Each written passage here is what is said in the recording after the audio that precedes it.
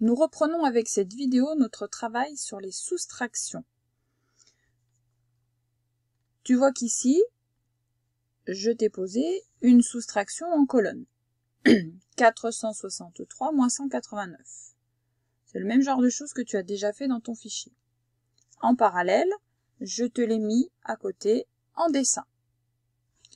Alors, ça c'est pour rappel, pour se souvenir avant de reprendre un travail dans le fichier. Tu vois que j'ai donc dessiné 463, 4 centaines, 3 dizaines, 4 centaines, 6 dizaines, 3 unités. Nous n'allons pas dessiner 189 à côté, sinon ça nous ferait une addition. Ce que nous voulons, c'est une soustraction, autrement dit, une opération qui nous permet d'enlever et de savoir ce qu'il reste. Alors allons-y. On commence, comme d'habitude, par les soustractions, avec la colonne des unités. Toujours la colonne des unités, comme dans l'addition. 3 moins 9. J'ai ici 3 unités et je veux en enlever 9. Est-ce que je peux? Bien sûr que non. Je n'en ai pas assez. La solution, tu la connais. C'est d'aller chercher les unités qui me manquent. Là, on les voit, il y en a 10 dans la boîte là. Il me suffit d'ouvrir ma boîte, de faire tomber toutes les dizaines, de les sortir et de les remettre avec les unités pour pouvoir prendre ce qu'il me faut. Alors c'est ce qu'on va faire. Je barre cette dizaine, je vais prendre celle-ci, et je vais enlever toutes les petites unités que j'ai mises dedans. Il y en a 10. Et je vais faire la même chose sur mon calcul. Je casse une boîte, alors on a l'impression que je casse les 6, mais pas du tout. En fait, c'est juste que j'en prends une, donc je note qu'il ne m'en reste plus que 5, et que la dernière, je l'ai remise avec les unités. J'en ai bien 10, 3, 10, 3 c'est 13. Je vais donc maintenant pouvoir faire mon calcul sur les unités. 13 moins 9, ça fait 4. Regarde, j'en ai 13, j'en enlève 9. 1, 2, 3, 4, 5, 6, 7, 8, 9. Il ne m'en reste plus que 4. Continuons maintenant. On a fini cette colonne-là, on passe à la colonne des dizaines. J'ai 5 dizaines et je veux en enlever 8. Je ne peux pas. Je ne peux pas non plus. Mais comment faire?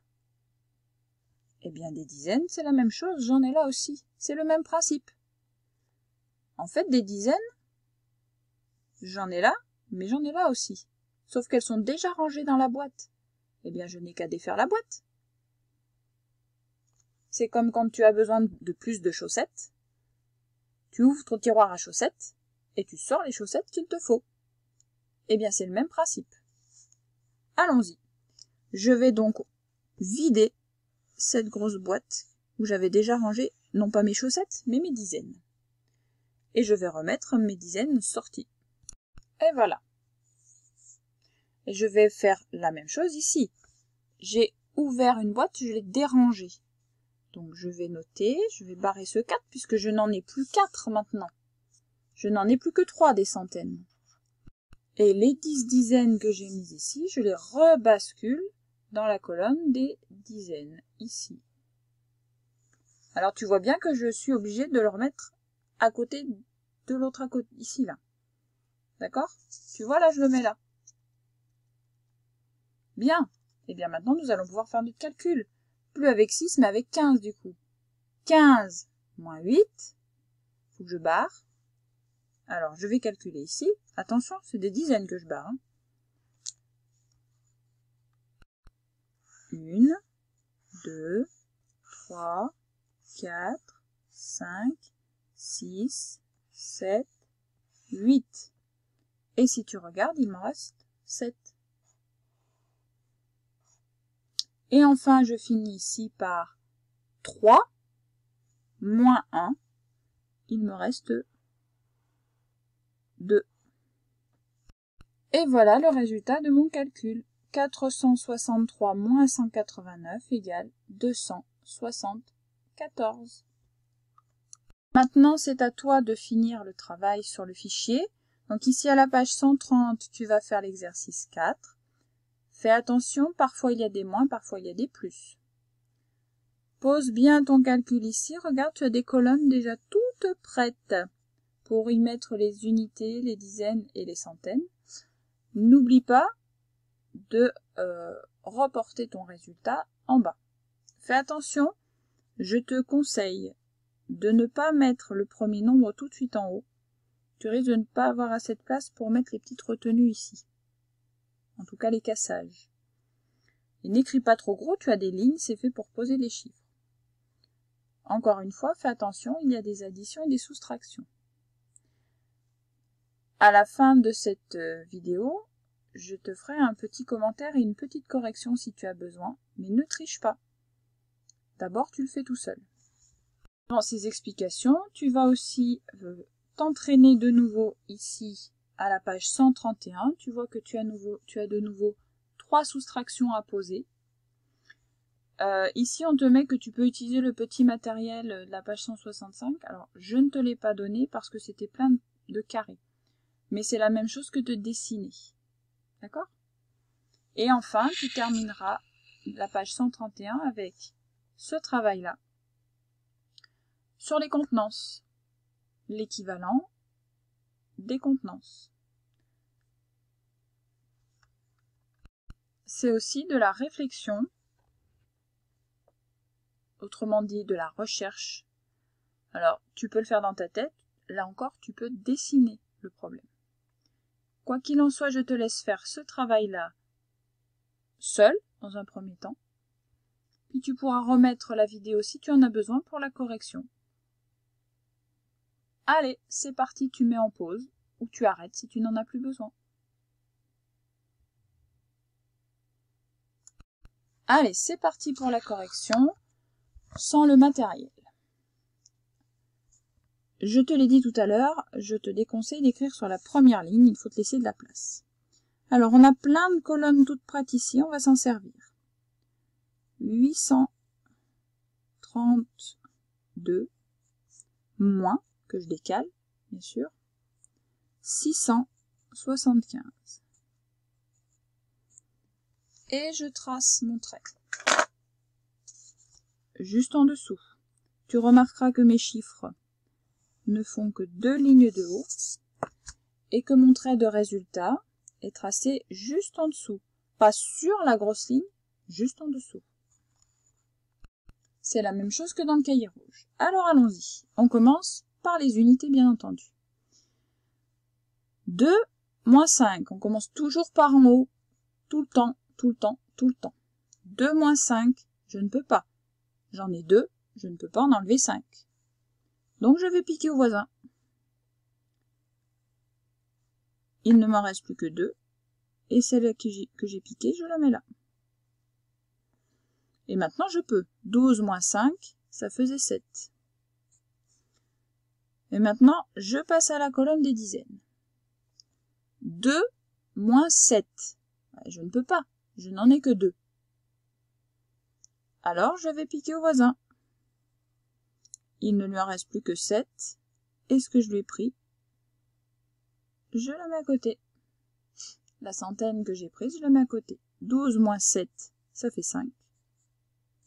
Et maintenant, je calcule la colonne des centaines. 7 moins 6 égale 1. 832 moins 675 égale 157. Continuons. Rapprocher un peu la caméra pour que tu y vois plus clair. Alors, allons-y. Posons 851 moins 86. Attention, il y avait un piège dans ce calcul-là. Allons-y. 850 dans la colonne d'à côté et 1 moins 86. Le piège, c'est que 86, il n'y a pas de centaines. Donc je n'écris rien là. 86 se met ici. Si je trace mon trait, bien entendu.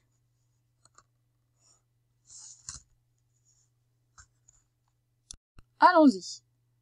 Je commence par le haut et la colonne des unités. Toujours par en haut, même si ça ne m'arrange pas. 1 moins 6, justement, ça ne m'arrange pas du tout. Je ne peux pas. J'en ai qu'une d'unité, je ne peux pas en enlever 6. Donc je vais aller prendre dans les boîtes qui sont chez le voisin et qui sont déjà rangées. Je défais mes boîtes, en réalité j'en laisse 4 bien rangées, j'en dérange une que je remets ici. 11 moins 6, maintenant je peux le faire, ça fait 5. Colonne des dizaines, j'ai 4 dizaines, je ne peux pas en enlever 8. Et je fais malgré tout dans ce sens-là. Donc comme tout à l'heure, je défais une boîte, donc il m'en reste 7, une boîte de centaines, et je défais les 10 dizaines que je rebascule dans la colonne des dizaines forcément. 14 moins 8 font 6. Et là j'ai 7 et rien du tout. C'est comme si j'avais un 0. 7 moins rien du tout, si je n'enlève rien du tout, eh bien il me reste encore 7, tout simplement. Le résultat était 765.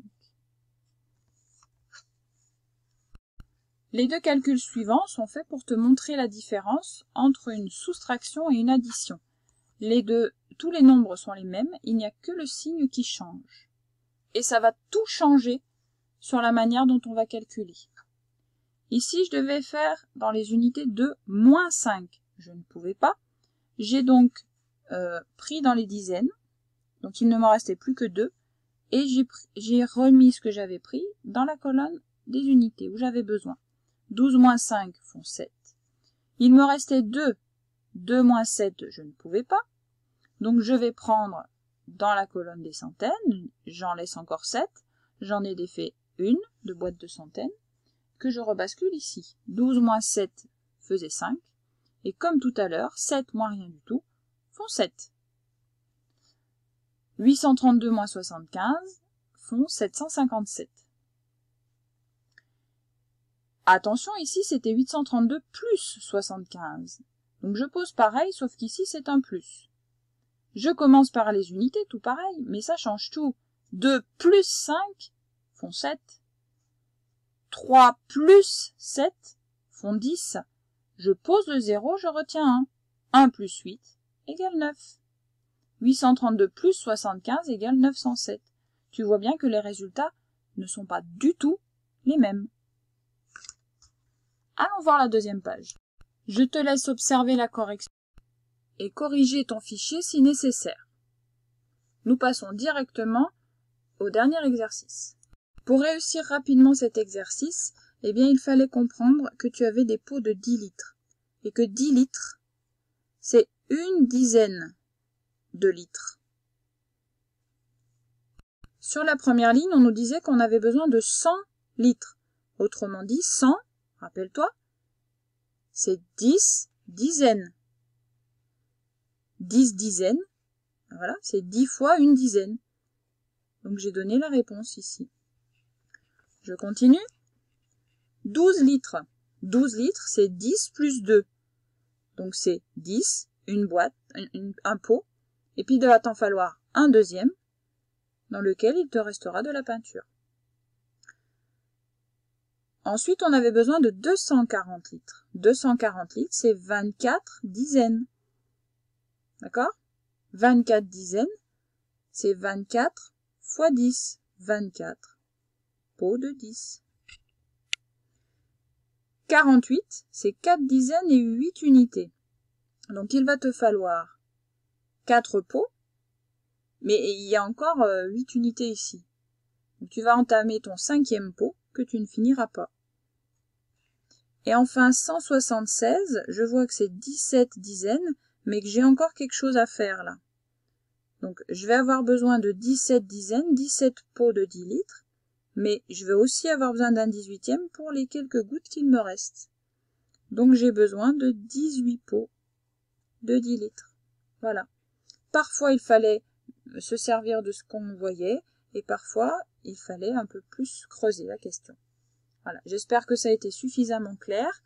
Cette correction et cette vidéo sont terminées.